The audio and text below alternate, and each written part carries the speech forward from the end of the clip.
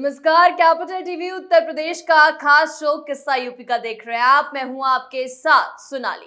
आज बात करेंगे जमीयत उलेमाए हिंद के प्रमुख मौलाना महमूद मदनी के विवादित बयान की। दिल्ली के रामलीला मैदान में एक कार्यक्रम में मदनी ने इस्लामोफोबिया पर बातचीत करते हुए कहा कि भारत जितना नरेंद्र मोदी और मोहन भागवत का है उतना ही महमूद मदनी का भी है। उन्होंने आगे कहा कि दुनिया का सबसे पुराना धर्म इस्लाम है और इस्लाम की पैदाइश भारत में हुई। भारत पर पहला हक मुसलमानों का है। मदनी ने यह भी कहा कि बीजेपी और आरएसएस से उनको कोई दुश्मनी नहीं है। मदनी के इस बयान के बाद उनकी कई बातों का विरोध हो रहा है। तो आज किस्सा यूपी का में इसी पर बातचीत करेंगे। बातचीत के लिए हमारे साथ स्टूडियो में मौजूद हैं कैपिटल टीवी के एग्जीक्यूटिव एडिटर राजीव जी। राजीव जी, बहुत बहुत स्वागत है आपका। धन्यवाद। राजीव जी, क्या मौलाना मदनी अपनी तुलना नरेंद्र मोदी से कर रहे हैं? देखिए, मौलाना मदनी ने एक बड़ी कॉन्स्पिरेसी की ओर इशारा किया है। जिस तरीके की बातें उसने बोली है, यह साफ दिख रहा है कि आगे मुसलमान यहाँ क्या करने वाले हैं। इसने मुसलमानों के कब्जे की बात कह दी कि हिंदुस्तान में इस्लाम का पहला हक है। हिंदुस्तान इस्लाम की पैदाइश की भूमि है। ये हिंदुस्तान नहीं, यानी कि इस्लामिस्तान हो गया है। पहले तो उन्होंने जिस तरीके से मदनी ने बोला है कि नरेंद्र मोदी और मोहन भागवत का जितना हिंदुस्तान है उतना मदनी का भी है। ये मदनी का हिंदुस्तान नहीं हो सकता, ये मोदी और भागवत का ही हिंदुस्तान रहेगा। इस बात को मदनी को समझना पड़ेगा कि ये विदेशी मुल्क का है और विदेशी ही रहेगा। 1000 साल बाद भी इसे विदेशी ही माना जाएगा, क्योंकि इसकी पूरी परंपरा हिंदुस्तानी नहीं है, अरबी परंपरा है। अरबी संस्कृति का पालन करता है। अरब से लेकर आया है जो इस्लाम, वो यहां पर इसका एजेंडा कामयाब होने वाला नहीं है। एक एक बात उसने जो बोली है वो जहर भरने वाली है, और 2024 के लिए जो एजेंडा मुसलमानों ने सेट किया है उसी का संकेत दिया है। सबसे पहले उसने क्या कहा? इस्लाम सबसे पुराना धर्म है। मदनी को भी पता नहीं होगा कि इस्लाम का पहला पैगंबर कौन है। ये लोग 2,40,000 पैगंबरों की बात करते हैं, लेकिन बात तो मानेगा मोहम्मद साहब की। मोहम्मद साहब के बाद ही कुरान की बात मानेंगे। बात करते हैं कि कुरान में जो लिखी हुई चीजें हैं वही इस्लाम का है, उसी के आधार पर इस्लाम चल रहा है। तो फिर यह भी बात करो कि कुरान जब से आया है तभी से इस्लाम है। कुरान जब से आया, जब से मोहम्मद साहब आए, तभी से इस्लाम है। इसलिए सनातन धर्म जब पूरी दुनिया के सारे धर्मों में सबसे पुराना माना गया है, और जिसके पद चिन्हों पर चलकर ये लोग अपने अपने धर्म की स्थापना किए हैं, उसमें ये कह रहा है कि इस्लाम सबसे पुराना धर्म है। उनका कहना है कि सनातन से भी हमें कोई दिक्कत नहीं है। उसे कहने की बात ही नहीं है, क्योंकि ये तो ये कह ही नहीं सकता कि इसको दिक्कत है। दिक्कत तो सनातन धर्म के लोगों को, इन लोगों से है, क्योंकि अभी तक तो हिंदुओं ने इसके इन लोगों के साथ कोई गलत किया ही नहीं है। जब गलत करना शुरू करेगा तब दिक्कत होगी।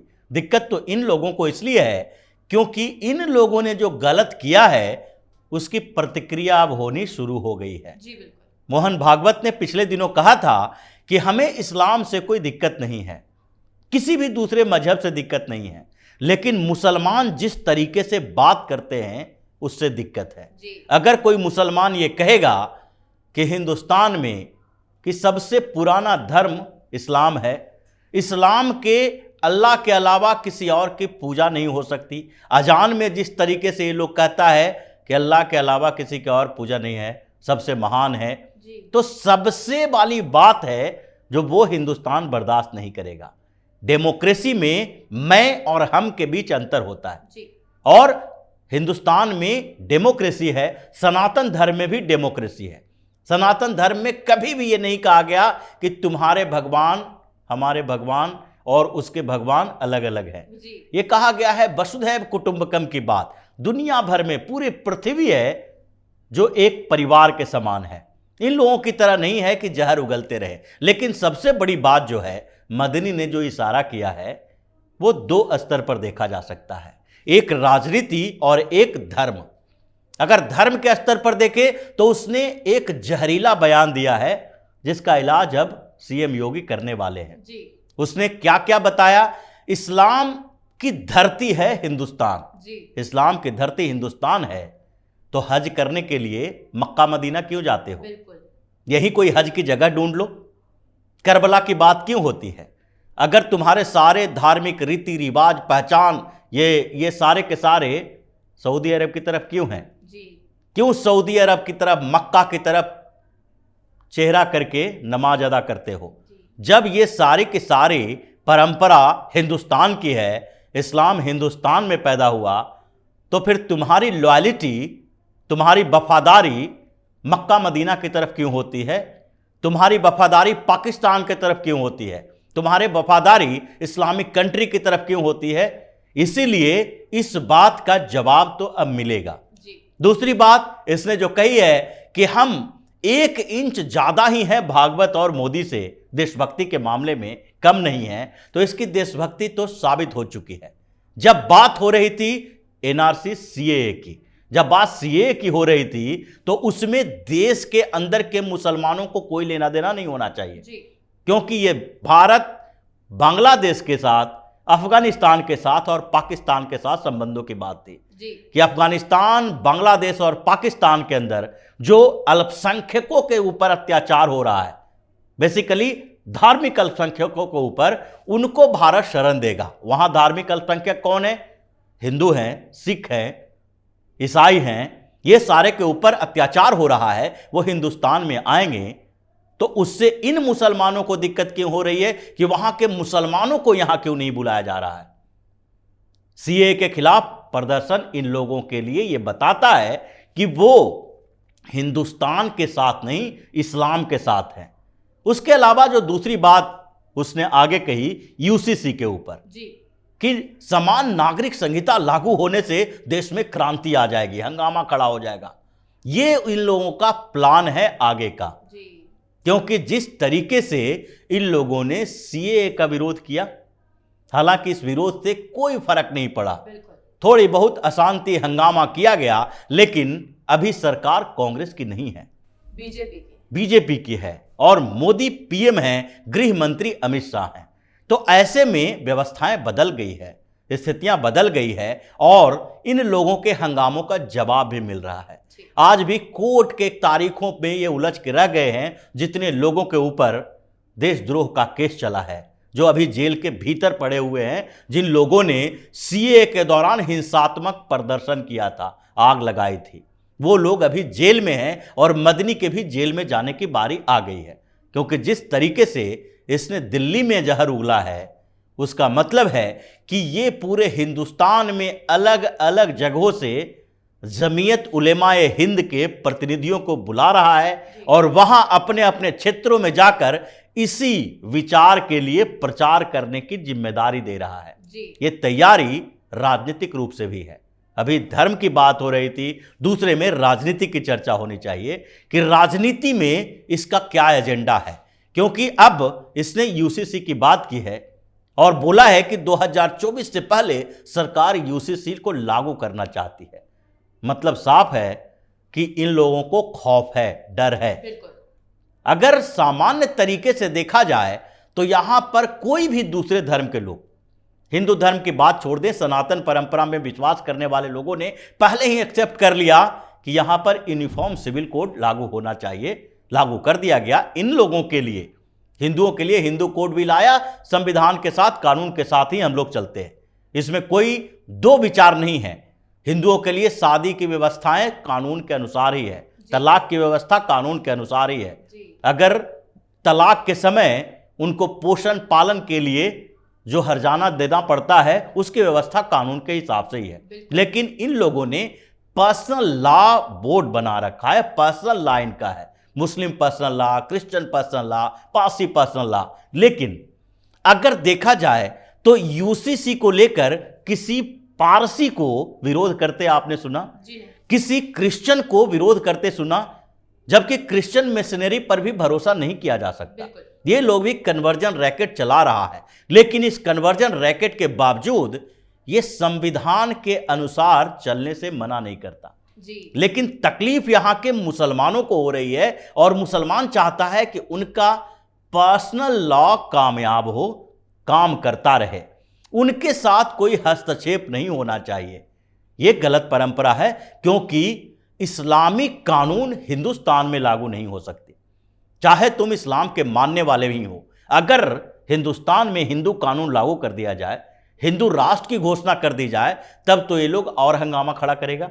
लेकिन राजीव जी, जैसे ही यूसीसी की बात होती है ओवैसी को मिर्ची लग जाती है। देखिए, ओवैसी इसी गैंग का मेंबर है, क्योंकि वो प्योर पॉलिटिक्स में है, तो इसलिए वो बच बचा के अपनी राजनीतिक तरीके से बोलता है। और ये लोग इस्लामिक संगठन है, तो ये डायरेक्ट बातें बोलता है। मदनी ने ओवैसी के राह पर चल के ही काम करना शुरू किया है, ये ओवैसी को ही सपोर्ट कर रहा है। और यूसीसी पर जो राजनीतिक एजेंडा इन लोगों का है वो साफ तौर पर यही है कि भारतीय जनता पार्टी के खिलाफ मुसलमानों को एक होना चाहिए। और भारतीय जनता पार्टी के खिलाफ जिस पार्टी की जीत दिखाई पड़ रही है, जिस स्टेट में, जिस विधानसभा या लोकसभा क्षेत्र में, वहां पर उसके विरोधी को वोट दो। इसलिए 2024 से पहले ये पूरे हिंदुस्तान में यूसीसी को लेकर मुसलमानों को भड़काने की कोशिश कर रहा है। क्योंकि एक और नई बात आ गई सामने, भारतीय जनता पार्टी ने एक नया अभियान शुरू किया। अल्पसंख्यक मोर्चा जो भाजपा का है, वो पसमानदा मुसलमानों के लिए काम करना शुरू किया। पसमानदा जोड़ो अभियान शुरू हो गया है। तो इन लोगों को लगने लगा कि अब तो जिस तरीके से हम लोग हिंदुओं के बीच विभाजन पैदा करते थे, जातियों में इन लोगों को बांट देते थे, दलित हो, ओबीसी हो, सवर्ण हो, और इसी जातीयता के आधार पर ये लोग अलग अलग पार्टियों में बटे हुए हैं, उसी तरीके से अब मुसलमानों के साथ भी होने लगा। क्योंकि इतने सालों में सबको पता है कि मुसलमानों के बीच भी जातीयता है, इस्लाम भी यहां कई जातियों में बटी हुई है, लेकिन फिर भी आज तक ये सवाल नहीं उठा। सब लोग यही कहता है मुस्लिम धर्म तो भाईचारे का धर्म है, यहां तो कोई भेदभाव है ही नहीं, जबकि सबसे ज्यादा भेदभाव मुसलमानों के अंदर है। शादी विवाह की परंपराएं भी अलग अलग है, कोई नाई है, कोई अगर कसाई है, तो वो अपर कास्ट के मुस्लिमों में शादी भी नहीं कर सकता। पासमानदा मुसलमान जो छोटी छोटी जातियों, नीची जातियों के मुसलमानों का एक संगठन है, ये पासमानदा मुसलमान के लड़कियों या लड़कों की शादी क्या शेख सैयद पठान के यहां हो सकती है? जी नहीं। ये सब आपस में इतने ही परेशान हैं, यहां तक कि कुछ रिपोर्ट तो सामने आई कि कोई शेखों का गांव है, वहां पर बिहार की ही रिपोर्ट थी, जहां पर दीवार खड़ी कर दी गई क्योंकि वहां पर दूसरे तरफ पासमानदा मुसलमान थे। उन लोगों के बीच इतने भेदभाव हैं, लेकिन उसकी बात नहीं होती है, चर्चा नहीं होती है, क्योंकि इन लोगों को लगता है कि मुस्लिम को एकजुट होना चाहिए। और अब तकलीफ इसी बात को लेकर है कि मुसलमान भी बिखर रहा है।